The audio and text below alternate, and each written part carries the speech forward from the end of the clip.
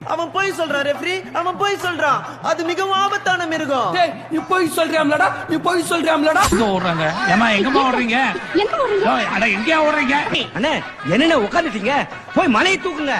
ஒரு 50 பேரை கூப்பிடுற. எதுக்கு? இந்த மலையை தூக்கி என் கையில வைக்க சொல்லு. தூக்கணும்ல. 10 ரூபாய் டிக்கெட் வாங்கணும் கேட்க மாட்டான்.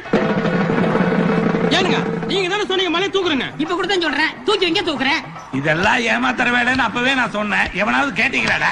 கோடிக்கணக்கான ஏக்கரை உங்க தாத்தா கவர்மெண்ட் கொடுத்தாரு.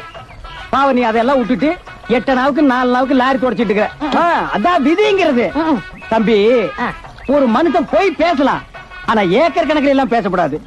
அது எப்படா நெஞ்சில கொஞ்சம் கூட ஈரம் இல்லாம இவ்வளவு பெரிய பொய்ய சொல்ற? இங்க கட்டு கம்பி நம்ம ஆளு ஃபுல்லா கட்டுறதுக்கு ஃபுல்லா ஃபாரினுக்கு வேலைக்கு போயிட்டாங்க. இந்த இடம் துபாயில இருந்து பூரா பிள்ளை இங்க வந்துட்டாங்க. ஒட்டாமத்தை பூரா இங்க வந்துட்டாங்க. பூரா கம்பி கட்ட அனுப்பியிருக்கு. கம்பி மொத்தம் சூப்பரா இருக்கும்.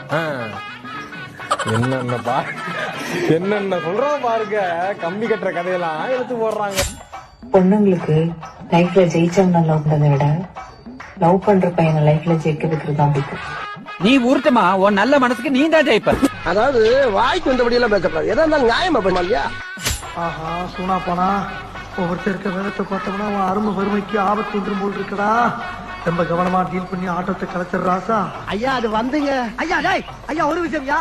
அது வேற யாரும் இல்லைங்க. எனக்கு உன் மேலதான் ஒரு சந்தேகம். ஏன் மேலையா? பெருசு, இந்த பஞ்சாயத்தை கலைக்கப்பட்ட பாடு எனக்கு தான் தெரியும். தேவையில்லாம சிறுத்தைய சுரண்டி பார்க்க